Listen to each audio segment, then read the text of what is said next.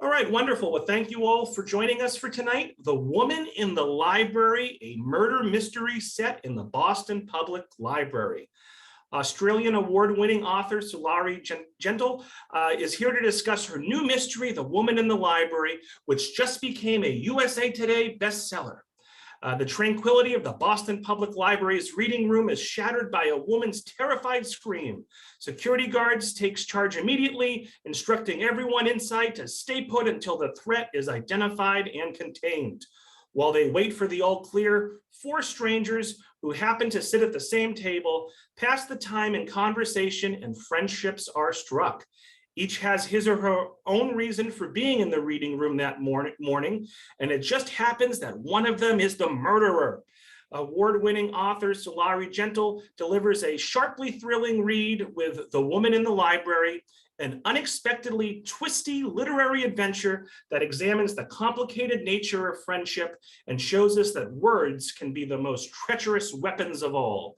And so a little bit about Sulari. After setting out to study astrophysics, graduating in law, and then abandoning her legal career to write books, Sulari now grows French black truffles on her farm in the foothills of the snowy mountains of Australia. Her Roland Sinclair mysteries have won or have been shortlisted for the Davitt Award and the Commonwealth Writers' Prize. Those are big awards in Australia. And her standalone metafiction thriller, After She Wrote Him, won the Ned Kelly Award for Best Crime Novel in 2018. Her 10th Sinclair novel, A Testament of Character, was shortlisted for the Ned Kelly Best Crime Novel in 2021. So all 150 of us, let's give a big virtual round of applause to Sulari for joining us here tonight. And Sulari, take a bow. The floor is yours. Thank you very much. Well, welcome, Sulari. Thanks so much for doing this. You have quite an international audience. And I guess the first question I wanted to ask you is, what time is it there in Australia? It's a very civilized 9 o'clock or just past 9 o'clock. There we go. In the morning. So Sulari, first question for me, can you talk about well, first of all, I guess for those who haven't read the book, can you briefly describe the plot of the book, the premise? Oh, well, it's an unusual book in that really it's a story within a story. Set into the pages of a correspondence. The book opens with a letter, and the letter is addressed, Dear Hannah. It's written by Leo, who is an aspirant novelist who is based in Boston. Hannah is a fairly successful, established writer who is living in Australia.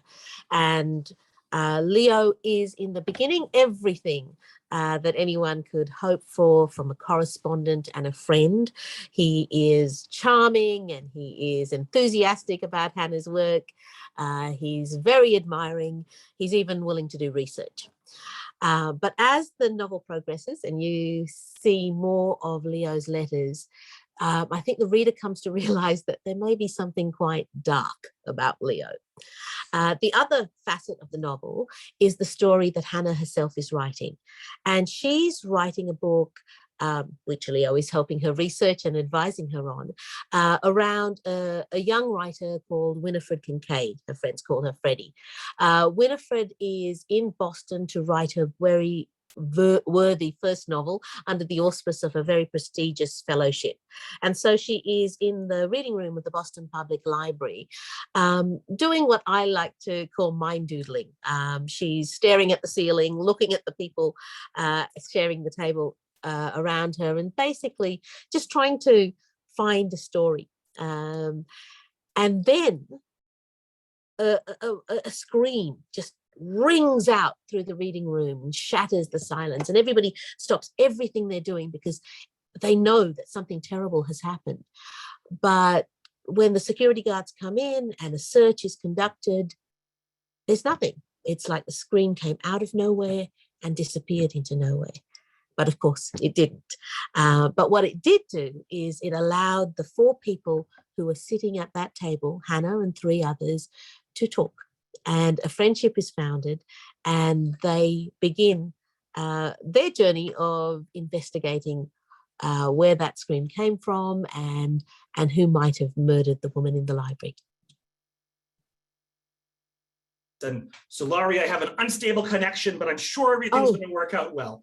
So, and Sulari, can you talk a little bit about the inspiration behind the book? Yes, sure. I had been writing historical fiction beforehand and other books, and the Roland Sinclair series is set mainly in Australia in the 1930s, but it had been so warmly embraced by American readers that I wanted to bring Roland to America as a nod to my American readers, and I wanted to write a book that was set in the US. But of course, I hadn't been to the US in a lot of years at the time I was writing it, and I couldn't get there. And so one of the worst things you can do when you set a story in another city or someone else's home is to write it badly and to not have it read as authentically. So to that end, I enlisted the help of a friend of mine. So Dr. Larry Vincent is an American writer who I happened to meet at a Melbourne Writers Festival. And we'd become friends and we'd been exchanging letters for a while. And he happened to be in Boston researching his own book at the time. So I contacted him and asked Larry if he'd mind just feeding me a few facts and answering questions I had about the city, so that I could write a book set in Boston. But of course, and he of course agreed, because he is a very kind and generous man and a very collegiate. But of course, Larry is a much better researcher than I am. So not only would he answer my questions, he'd start sending me maps and menus, suggestions for where characters might eat, weather reports. Then he started taking photographs and footage of sidewalks so I'd know how the snow piled up on it in the winter. And then one day there was a murder a couple of blocks from where he was staying. And Larry thought, oh, Sulari's writing a murder mystery. It might be useful for her to know what crime scene tape and coroner's vans look like in the US. So he went down there after the body had been removed and he took footage of the crime scene.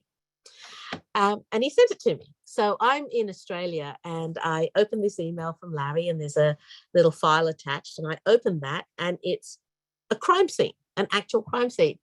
And my husband, who happened to be standing behind me at the time, said, gee, I hope Larry's not killing people to send you research. And of course, he wasn't. I'm 99% sure he wasn't. But it did strike me as a really interesting idea for a novel. And Sulari, why use a public library as your murder setting, and why the Boston Public Library in particular? Well, number of reasons. One, Larry had been working in the Boston Public Library, so he'd been talking to me about how beautiful it was. But I knew that this book was going to be a metafiction, that it was going to cross that line between reality and storytelling and break that sort of fourth wall between the writer and the reader.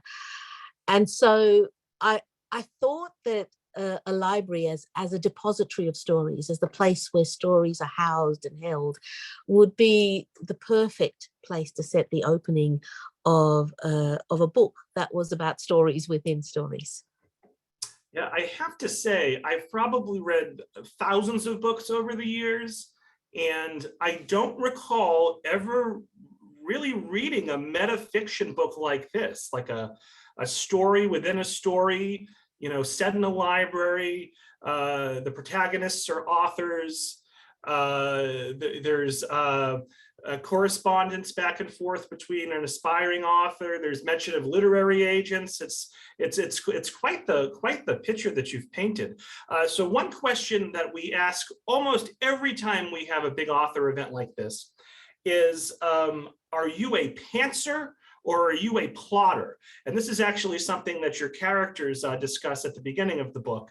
But Sulari, which one are you? Can you define those terms for us and let us know which one you classify yourself as? All right. So to define the terms, I think all writers exist on a spectrum. On one end are the extreme plotters, and they write outlines that are possibly longer than the book that they eventually write. They actually think about and plot and plan every single turning point and conversation. That's the extreme plotters. On the other end are the extreme pantsers, who just sit down and write, have no idea what's going to be in the next paragraph, let alone what's on the next page. And most writers exist somewhere in that spectrum. I exist on the extreme pantser end. I just sit down and write. So after that first mention by my husband that he hoped Larry wasn't killing people, I knew that this book could start with a letter and it would be addressed to Hannah. And I knew nothing else. I just sat down and started writing. I had no idea who would die. I had no idea if anyone would die. I didn't have any idea who would kill them. I just begin and allow the story to sort of come together more or less organically, as far as I'm aware. So that's interesting. So I guess as a follow-up to that, did you write both storylines maybe I'm not using the right terminology, but I'm going to say storylines simultaneously, or did you write them sort of separately? It sounds like they might have been simultaneous, but that's interesting to me. Yes, they were simultaneous. So it was I was very much in that zone of writing a chapter and then being brought back to reality by Leo, who was commenting on the chapter. But that's quite often how writers write. Some writers write the entire novel before they hand it over to anyone. But even if they do, the whole time that you are writing, you're being influenced by the outside world. You're talking to colleagues, you're talking to readers. And so they all sort of kind of impinge on the whole process. And what I wanted to depict in this book, or what I wanted to give readers an insight into, is how that works on the writer's mind, the kind of influences that happen, either intentionally or unintentionally, and also the kind of resistance that a writer has to build up to keep the story true to what she wants it to be, as opposed to what the world is demanding of her. Sure. Now let's talk about this, for lack of a better word, this psycho fan Leo, okay?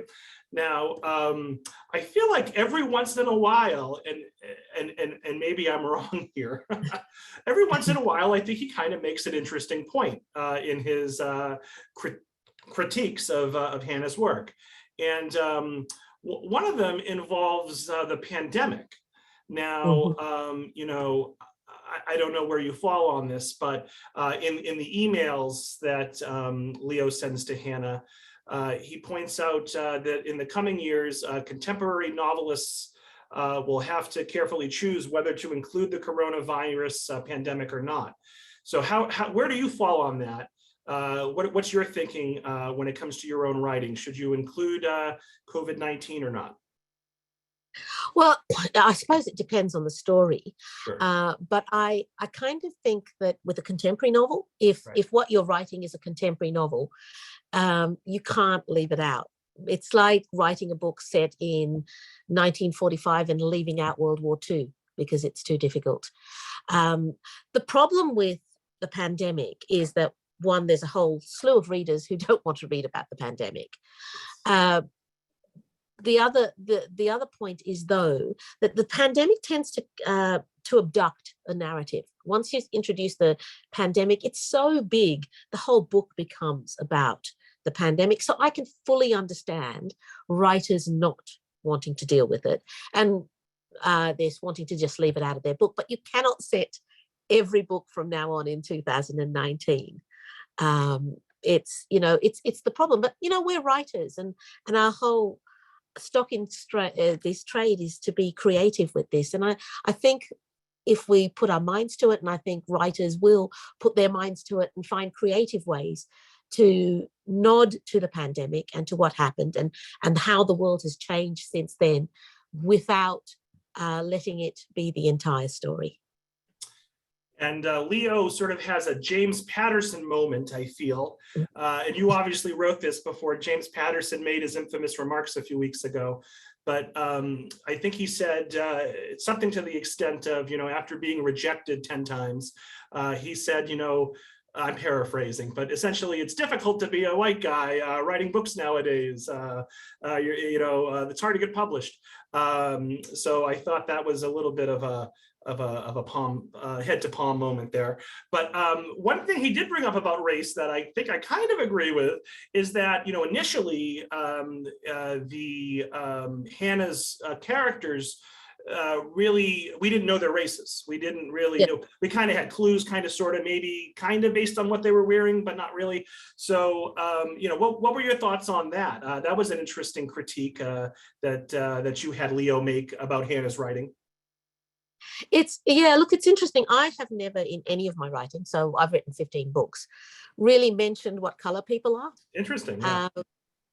So I tend to allow the reader to imagine who they want in the role, and I give you eye color and hair color maybe as a thumbnail, and height if it matters. Mm-hmm. But generally, I've sort of followed that rule in most of my writing. But what I realized somewhere along the line is that if you don't mention it, people default to white. And I'm not, that is not a criticism as a, I don't necessarily think that's a racist criticism or racist issue, because I default to white as well, and I'm not. It's just, it seems to have come out of generations of Western literature in which all the characters, or at least the heroic characters, were white. And so perhaps that's the reasoning for it. But it's probably in our modern day, and age, it's no longer appropriate.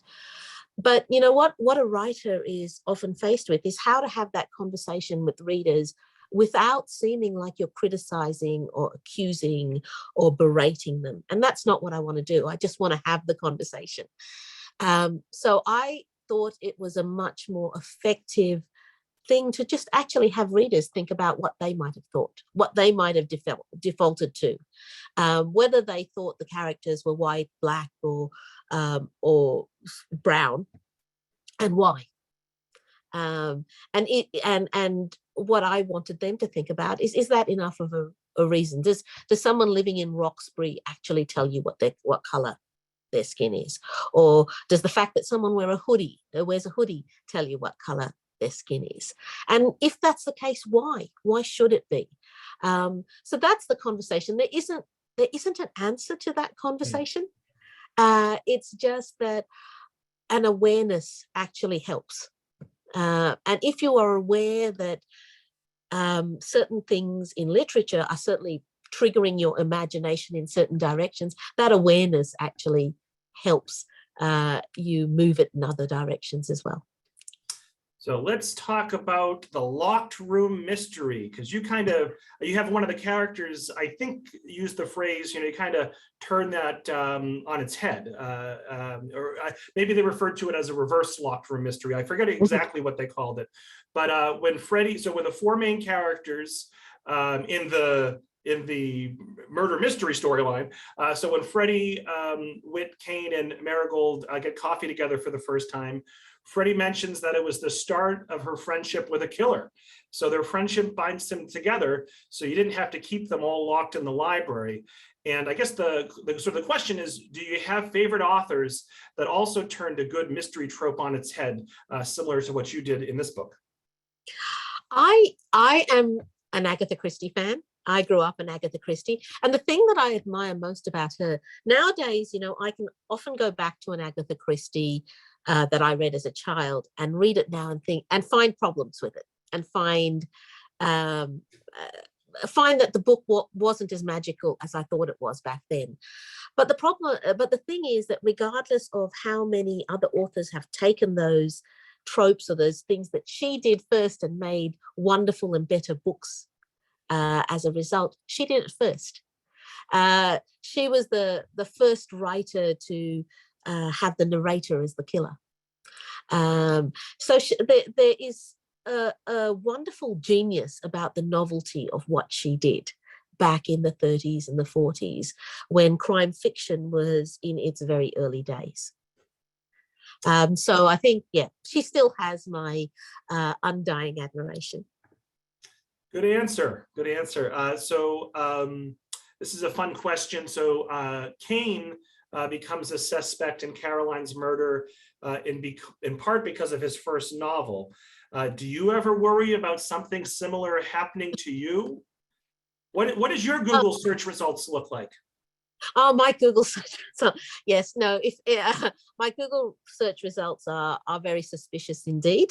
And I often actually think the reverse. If I was to kill someone, I would argue I'm a crime writer. It's not suspicious at all. I often think that would be the best alibi in a way, if you actually did do something like that to claim that you're a writer. But that's happened quite recently, hasn't it?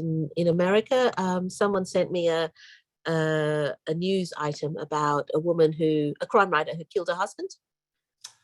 It wouldn't surprise. Nothing in this country would surprise me at the moment, Sulari. I'll take your word for that one. Yeah, I am familiar with.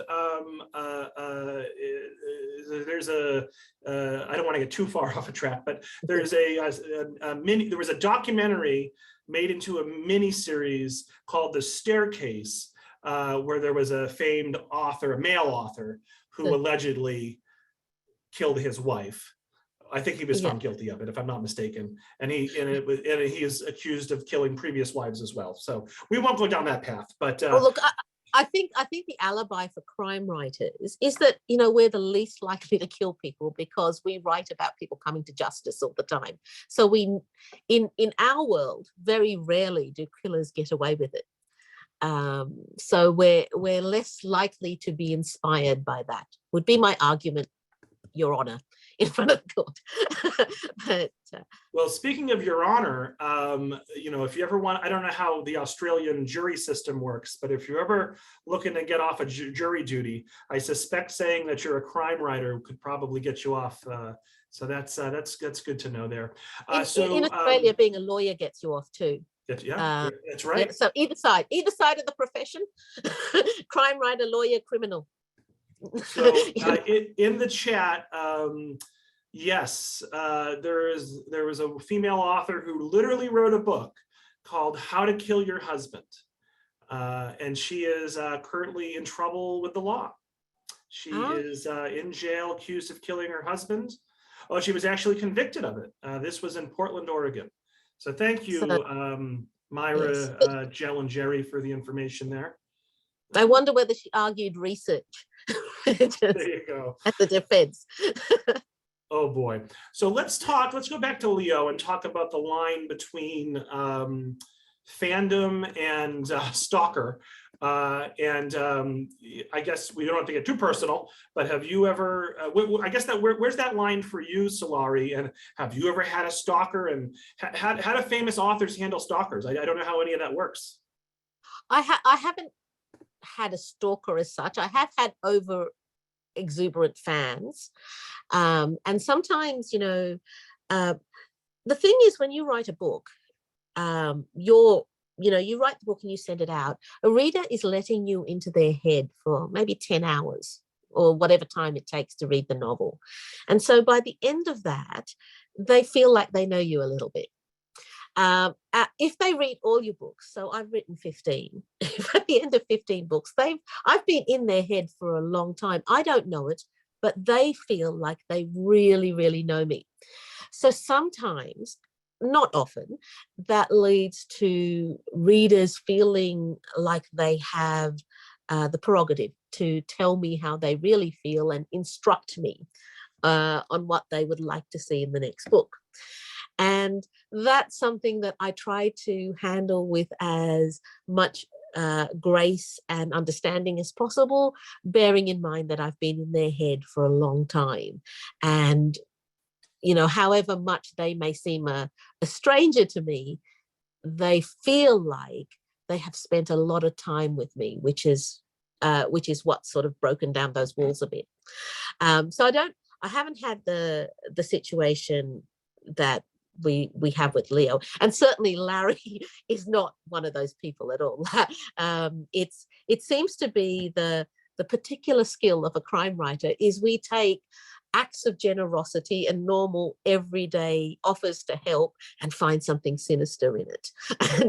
And that's just what we do in our work. It doesn't necessarily reflect the actual situation, but certainly with this book and with Larry, he fed into it in very much a similar way as Leo. I would send him pieces of the manuscript and ask him to comment on them. And especially when you're talking about little things about American language and how that's used and American custom, those actually probably came from Larry's letters to me.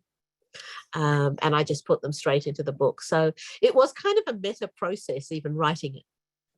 Interesting. So folks, we'll give 10 more minutes of conversation. Then we'll introduce our guest if he is willing to come on screen, and then we'll take some audience questions. So Sulari, so getting back to the storyline with the murder mystery and the four main characters there, I think at some point, sort of everyone is sort of a suspect, and there's incriminating evidence, kind of, and you even get some family members involved, and you sort of really a lot of twists and turns and whatnot. At what point, and I think you have the right amount of twists and turns, but do you ever find yourself like saying, are these too many twists and turns? Do you ever find the plot getting too convoluted or hard to follow? And boy, I hate the mysteries where at the end, it just comes out of nowhere and there were no breadcrumbs whatsoever. I think you do a good job of avoiding all that in this particular story. But how do you guard against too many twists and turns? Well, because I'm a complete pantser, I'm not counting the twists and turns. So as each twist happens, to me, they have to make sense. They have to surprise me, but they also have to have some coherence so that I'm not disoriented within the book. So where twists and turns get too much, I suppose, is where you start to lose the reader, where they think, oh yeah, this is just another twist that they're throwing in for the heck of it. But because I write so that I experience the book at the same time as the reader, in a way. When a twist happens, it has to feel like it's the right place for me, otherwise it won't twist. And I suppose that's the way you guard against it. I mean, that's one of the benefits of being a pantser. You're always in the book at the same time as the reader. And so you experience the book at the very beginning in much the way a reader does, and that allows you to sanity check what you're writing. Because if you lose yourself, or if you get confused yourself, you're going to lose the reader very easily, and maybe you should take another turn. Great. So taking a step back, or looking at it kind of from a bigger view here, we mentioned when I introed you, and you mentioned in your introductory remarks, that you also write the Roland Sinclair mystery series. And does it feel significantly different to write a standalone project like The Woman in the Library, as opposed to an ongoing series like Roland Sinclair? In a way, I think in the beginning, when you start writing, it's like writing the first book of a series. So you're not as conscious of the fact that this is a standalone. Where you become conscious of it is towards the end of the book, when you know you're going to have to say goodbye. So for me, as a writer, the reason I have been to date writing long series is because I clearly have issues saying goodbye to characters. And so I try and pull another book out of them. But after She Wrote Him and The Woman in the Library, and there's another one coming up afterwards, they were always written as standalones because They wanted to say something in particular, and what I wanted to say was I could say in one book. Certainly with a series, it's a longer discussion. It's something that will take more than one book to say. I don't know if I want to waste one of my last questions on this, but I'm going to do it. I noticed that the American version of the book, which has a wonderful book cover here, is different than I believe the Australian version. Am I right about that? I've seen a blue cover with a yes or turquoise there. Yeah. So why the difference? Are Australians like that and Americans like this? I mean, what's that about? Well, covers and so on are determined by publishers primarily. Mm-hmm. I was really amused by this because clearly the Americans are playing on the literary metafiction aspects of the book, whilst the Australians seem to just think murder is fun. And it was, but both covers tap on an aspect of the book. So I think what the Australians were looking at is that whole Alfred Hitchcock lock room and sort of that light, funny, witty aspect of the book, whilst the Americans were looking at the postmodern, the new structure, the darker elements of the book, and the way it looks at society and the way it looks at writing and Leo, I suppose. In those veins, but I think both of them reflect the book in their own way.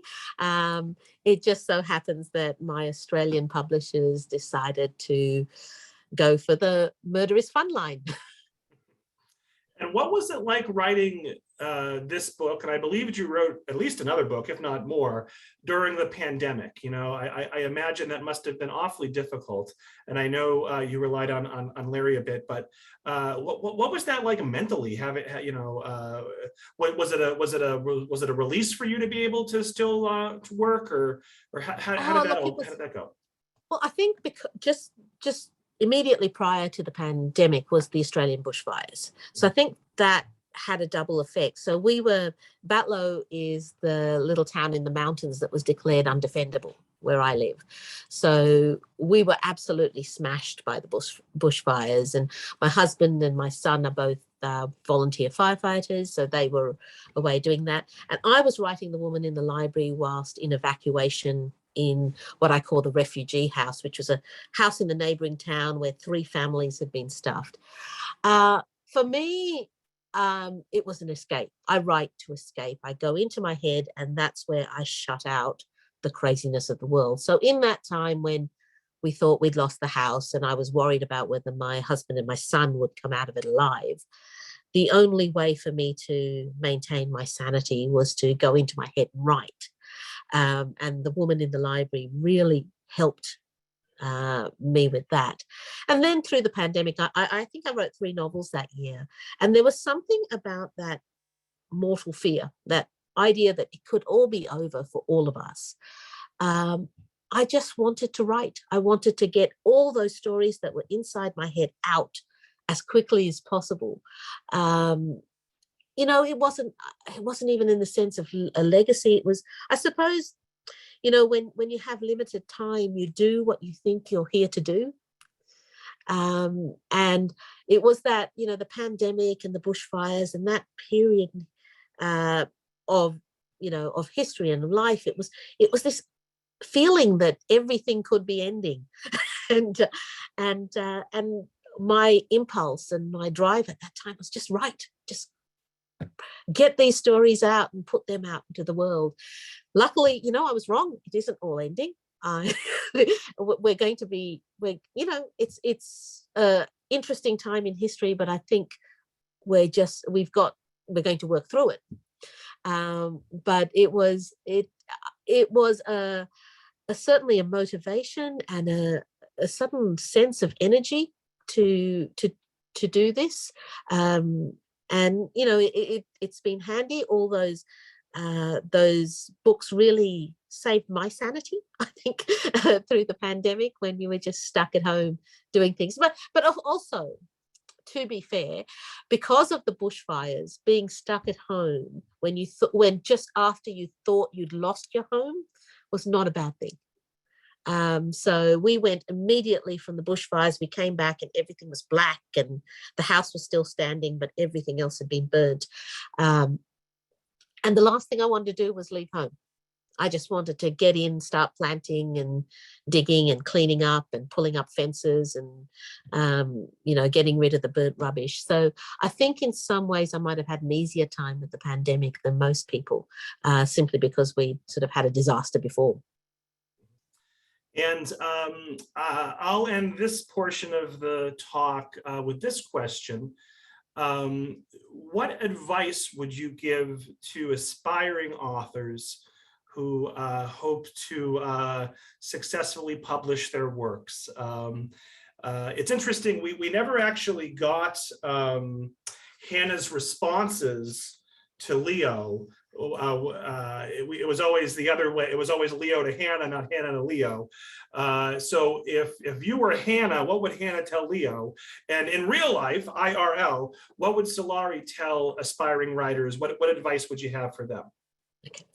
I would tell aspiring writers to find a way to love actual writing, to find a way to love the process of putting one word after another into sentences and putting one sentence after another into a story. Because this is a difficult life to choose, the life of a writer. It is unpredictable. And there is a lot about it that you can't control. You can't control awards. You can't control sales. You can try your best. You can write the best novel that you are capable of doing and put it out there and try to talk to as many people as you can. But ultimately, you can't control sales. You can't control how the book is received. You can't control reviews. But if you can control loving what you do, if you can get your joy from actually making the story, then you have something, and that will sustain you through the ups and downs. So that would be my advice. However you do it, try and find a way to love what you do rather than loving having written. Wonderful, wonderful words.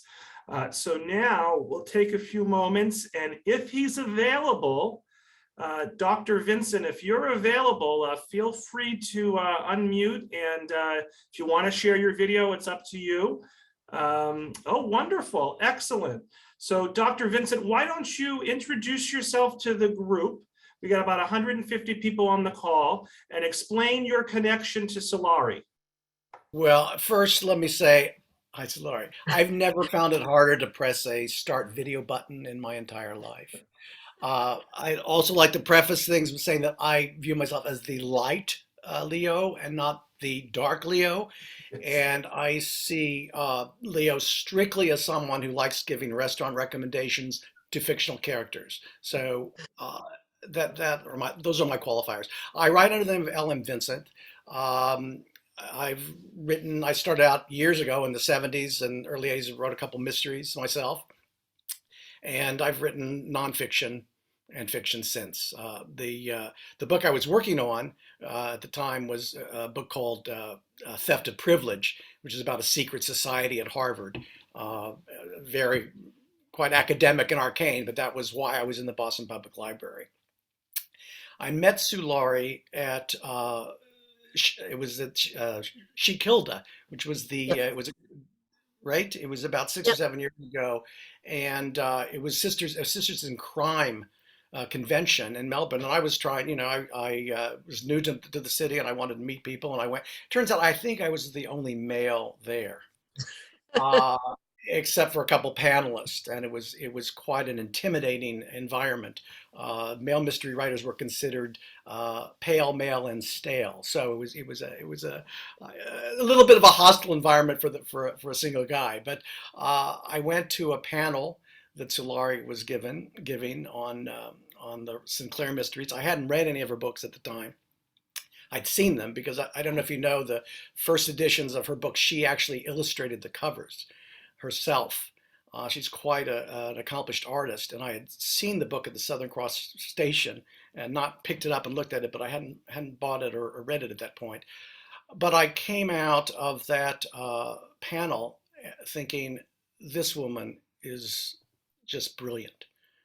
And I went up to her later, ran into her in the corridor in the vestibule, and we chatted. And I said, you know, if you ever want to set anything in the U.S. and you need somebody to talk to, I'll be happy to help you out. And that's how it all started. And Lawrence, did you realize? Or You didn't call me. You didn't call me Larry. Yeah. Larry, okay, yeah. So Larry, did you realize? At what point did you realize that Sulari was going to sort of loosely base one of her murderers on you? What was your reaction to that? Oh, it was a great idea. I was concerned because she was working on one of the other books I was kind of consulting with her on. And I said, you know, hold off. She was so excited about this idea. And I had just sent her the pictures of the crime scene. And she called me back or texted me and said, Michael saw this and I have this greatest idea. And she was so taken by it that I was thinking, hey, you know, hold your horses. You got to finish this other book first. It was clear that she really had something going, and I don't know if I did keep you from doing it, but she was very excited by it, and it was a lot of fun for me as well. Of course, I didn't know exactly what was going on until she sent me the manuscript, and then that was it was a little bit of a meta experience for me. And I think very, very early on, I could almost hear my voice, but just in the first letter or two. And I remember reading it, and very early on, she talked about heroic Chin wearing an uncollared shirt or a collared shirt and a jumper. And I read it, and I went, damn, I told her not to use jumper. You know, I mean, she should use sweater. And it hurt my feelings a little bit. I kept saying, no, you know, it's her book. She can choose to use jumper if she wants. Actually, the character writing it is an Australian, so she could use jumper. But I thought that was a pretty decent correction I gave her. And you know, it's her book, and I just had to just move on. And then 2 pages later, I read Leo telling her not to use jumper. And I'm like, oh my God. You know, and it was just wild. And then I realized what was going on. Yeah. All right. Well, Larry, thanks for joining us. Stay on the line, Larry. We'll get to the audience Q&A. And if at any point, Larry, you want to chime in, please feel free. So first audience question goes to Joyce. What cooperation did you receive from the Boston Public Library directly or from the city of Boston generally? So Sulari, any cooperation from the Boston Public Library or the city of Boston? No, they were not aware of what I was doing.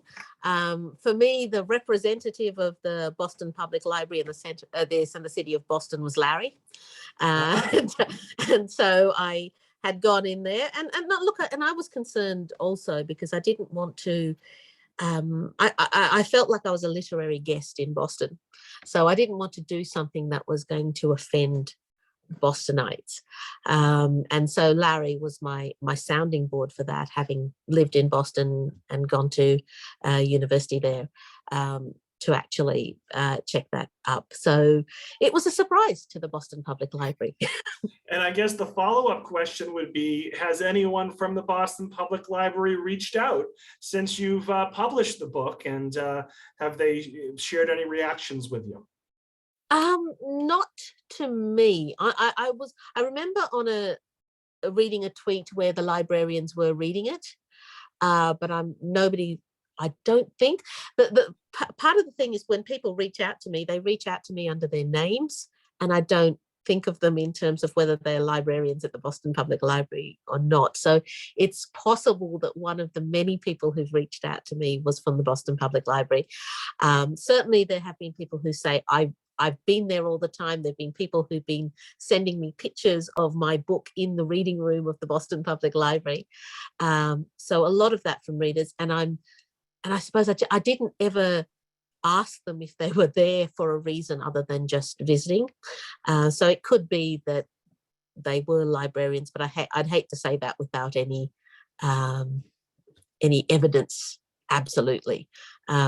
But yeah, no, not that I'm aware. They may have reached out to my publishers or my publicist, but not directly to me. I'm sure Larry would have caught this, but Linda in the chat just wants you to know, Sulari, that we are Bostonians, not Bostonites. So Oh, sorry. when you write your next book set in Boston, make sure you get that right. I think it was correct in the book. Yes. It's just verbally I forgot, because we tend to, in Australia, we tend to say Melbourneites and No, I Brisbaneites. understand. Yeah. So I just flipped to that. No worries. But I think, yeah. Myra wants to dig a little deeper. So she writes, could Sulari please explain her writing process a little more? She stated that she knew the book had to start with a letter to Hannah, but then what? And as she sat down to write, what was she thinking? okay. So I have a really bizarre process.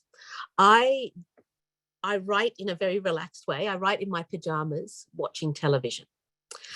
Now, the watching television part is what people find quite unusual, but there's a reason for that, and it was explained to me by a friend of mine who's a cognitive psychologist. So apparently the creative center of your brain is in your prefrontal cortex, so that bit at the front, and that part of your brain is very difficult to access directly.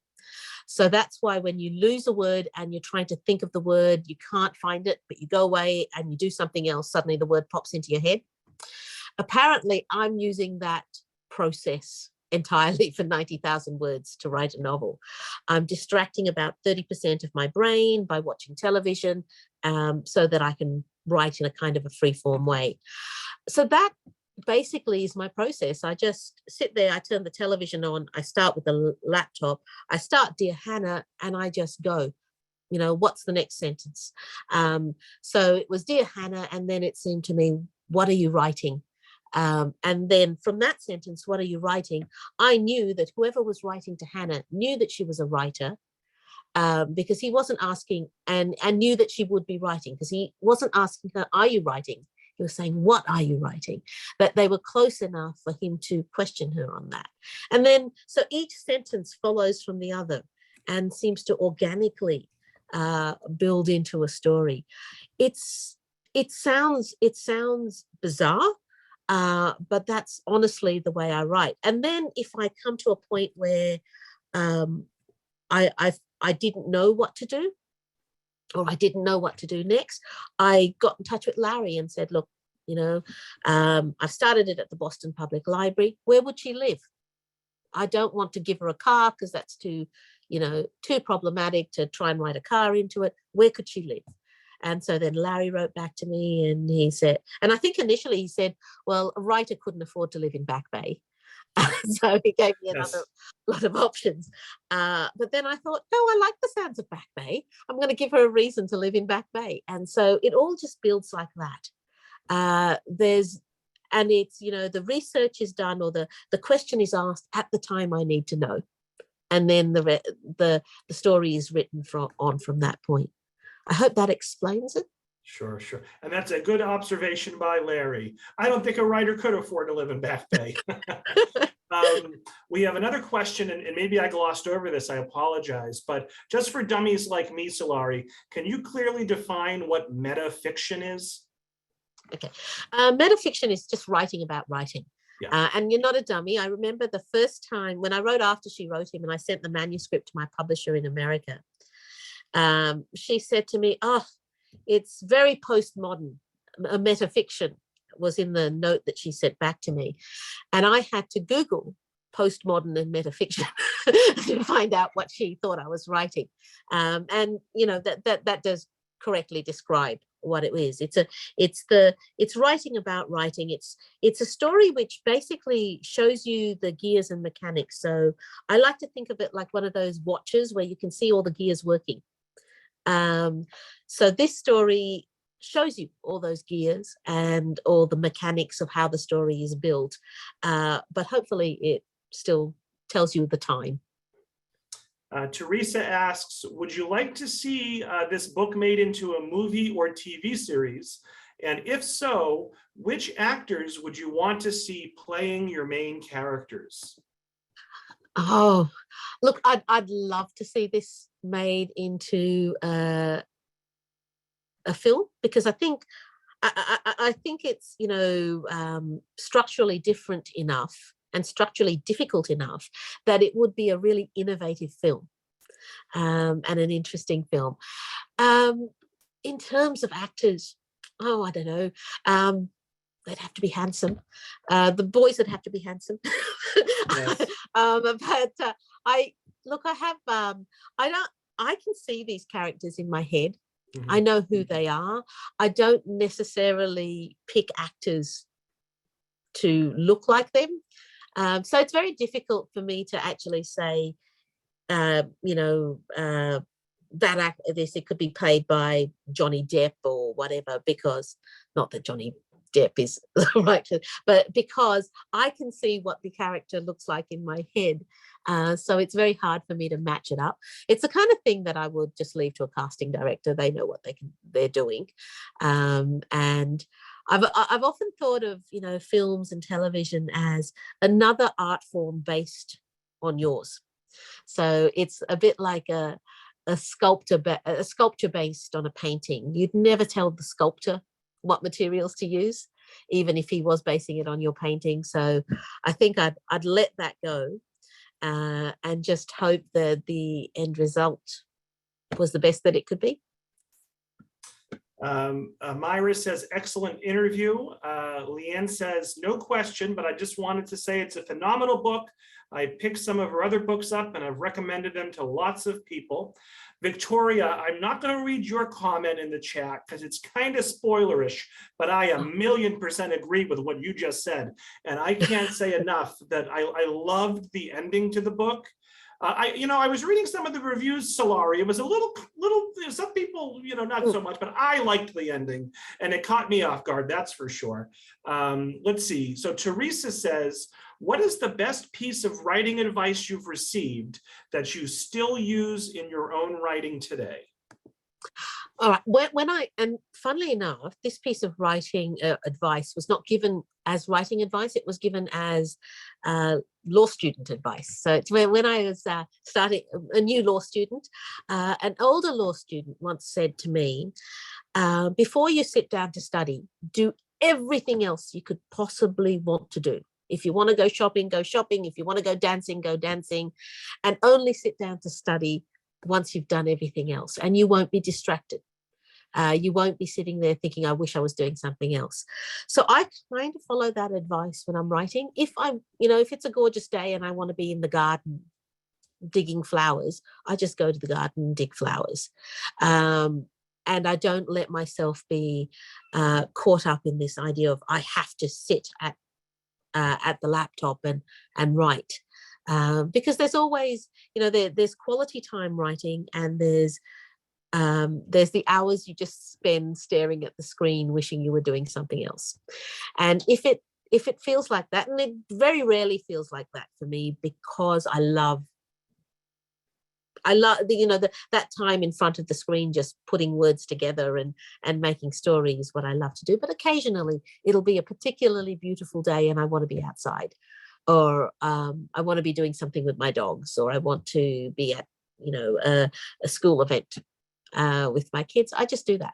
I just go and live that life, because everything that you gather in your ordinary life, everything, every feeling, every smell, every taste, every conversation you're part of, that's all material. So every second is part of being a writer, and nothing's wasted. Marianne votes for Nicole Kidman for Hannah, and she loved the book, as did I. We'll get you out of here with two fun questions. An anonymous attendee wants to know the name of your dog that you mentioned. My dog. Yeah. In the book, I don't think I mentioned dog in the book, but I have lots of dogs. I have 4 dogs.